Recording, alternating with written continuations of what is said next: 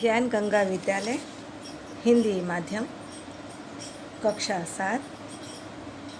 हमारा आज का विषय संस्कृत, जिसमें हम चौथा चैप्टर हास्य योग पढ़ेंगे। इस हास्य योग में चुटकुले टाइप के 5 चुटकुले दिए हुए हैं। इन चुटकुलों का इसमें देने का मतलब है कि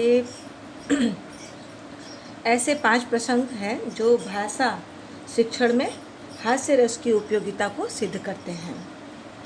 तो जिसमें हम पहला पढ़ेंगे, तो पढ़ने से पहले हम उसके शब्दार्थ देख लेते हैं। आपणिकः यानी कि व्यापारी या ग्राहकम प्रति यानी ग्राहक के प्रति, ग्राहक को। इदम यंत्रम यानी यह मशीन। क्रीणातु यानी खरीदो। क्रय योग्यम यानी खरीदने जैसा। विशेषता यानी विशिष्टता, खासियत। भवतः यानी आपका। 50% यानी 50%। कार्यभारम यानी कार्यभार या कार्य का बोझ। अल्पम यानी कम। करिष्यति यानी करेगा। तहि तो। कृपया यानी कृपा करके। द्वयंत्रम यानी 2 मशीन। ददातु यानी कि दे दे। आपणिक यानी कि व्यापारी जो है ग्राहक प्रति यानी ग्राहक को कहता है, एतत् यंत्रणम क्रीणातु इस मशीन को खरीदो। क्रय योग्यम अस्ति खरीदने जैसा है। ग्राहक एतस्य का विशेषता अस्ति ग्राहक उसकी क्या विशेषता है। आपणिक व्यापारी एतत् यंत्र भवतः 50% कार्यभारम अल्प करिष्यति यह मशीन आपका 50% कार्यभार कम करेगा। ग्राहक बोलता है, तहि कृपा द्वयंत्रे ददातु तो कृपा करके 2 मशीन मुझे दे दीजिए। अब इसके बाद दूसरा है शिक्षक छात्र से गृह कार्य दृष्टवा। तो इसका भी पहले हम लोग शब्दार्थ देख लेते हैं। छात्र से यानी कि विद्यार्थी का, गृह कार्य यानी घर का काम, दृष्टवा यानी देख करके, भवतः यानी आपका, गृह कार्य यानी घर काम में, वह यानी कि अनेक, दोषाः यानी त्रुटि भूल है, तान अपि यानी उनको भी, भवान यानी आप, एकः एव यानी अकेले ही, करोति यानी करते हैं।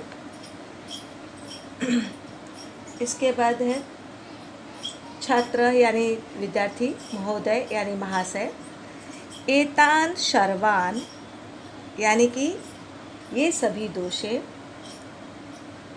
न करोमि नहीं करता हूँ, मम पिता अपि यानी मेरे पिताजी भी, सहायता करोति यानी सहायता करते हैं। चलिए अब इसका अनुवाद देख लेते हैं। शिक्षक छात्रस्य गृह कार्य दृष्ट्वा यानी शिक्षक छात्र का गृह कार्य देखकर, भवतः गृह कार्ये बहवः दोषा यानी तुम्हारे गृह कार्य में अनेक भूल है। तान अपि भवान एक एव करोति उन्हें भी तुम अकेले ही करते हो। छात्र महोदय विद्यार्थी बोलता है, महोदय एते सर्वे दोषाम अहम एक एव न करोमि इन सभी भूलों को मैं अकेले नहीं करता हूँ। गृह पाठ लेखने मम पिता अपि सहायता करोति गृह पाठ के लेखन में मेरे पिताजी भी मेरी मदद करते हैं। चलिए अब तीसरा देखते हैं। तो तीसरे का पहले शब्दार्थ कर लेते हैं। गृह स्वामी यानी घर का मालिक। अतिथि प्रति यानी मेहमान के प्रति। भवान यानी आप।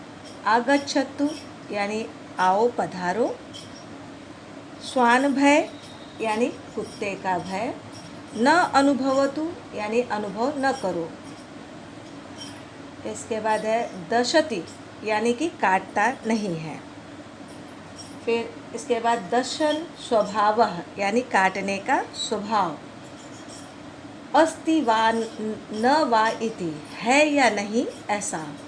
अहमपि यानी मैं भी, न जानामि यानी नहीं जानता हूँ, यतः यानी क्योंकि, एतस्य स्वभावस्य इस स्वभाव की, परीक्षणम यानी परीक्षा या कसौटी, अधुना यानी इस समय, भविष्यति यानी होगा।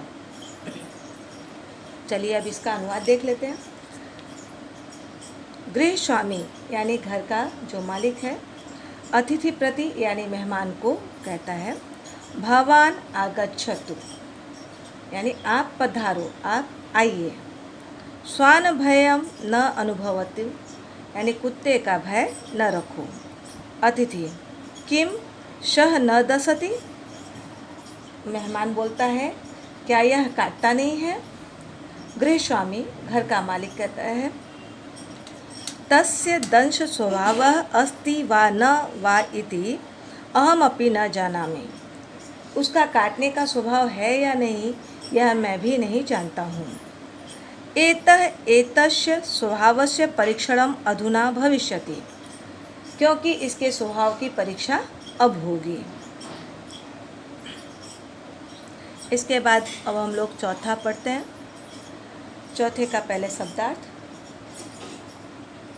एकदा यानी एक बार, चौर्यद्वयम यानी दो चोर, वित्त कोशे यानी बैंक में,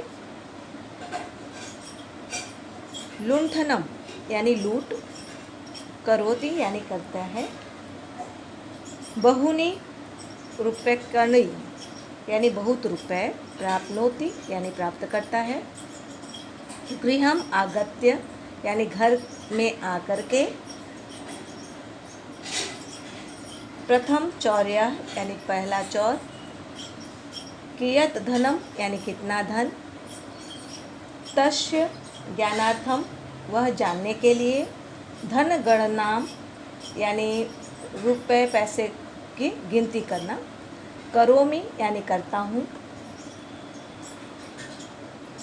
मा करोति यानी मत करो, श्वः यानी कल, वर्तमान यानी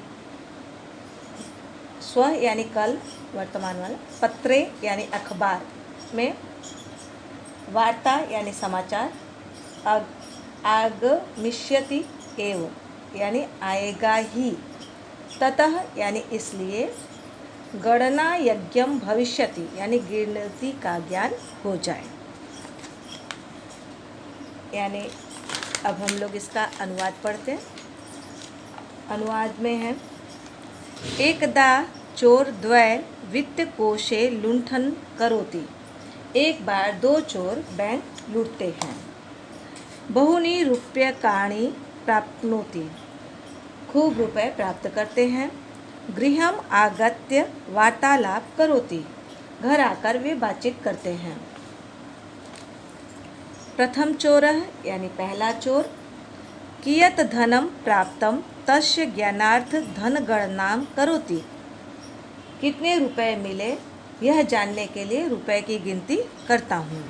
द्वितीय चोरः दूसरा चोर, व्यर्थ श्रम मा करोतु बेकार की मेहनत मत करो, श्वः यानी कल, वर्तमान पत्रे वार्ताम आगमिष्यति यानी कल अखबार में समाचार में आएगा ही, तत् गणना ज्ञानम भविष्यति इसलिए गिनती की जानकारी हो जाएगी। चलिए अब हम लोग पांचवा पढ़ते हैं।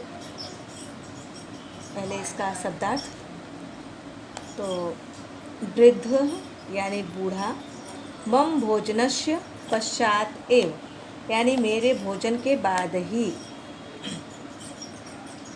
पत्न्या सह यानी पत्नी के साथ, भोजनम न करोति वा भोजन नहीं करते हो क्या, तथा यानी वैसा, किमपि यानी कुछ भी, नास्ति यानी नहीं है, तस्य कारणम उसका कारण, यतः यानी क्योंकि, आवयो यानी हम दोनों की, एका एव यानी एक ही, कृत्रिम दंतावली यानी बनावटी बत्तीसी या कृत्रिम दांत।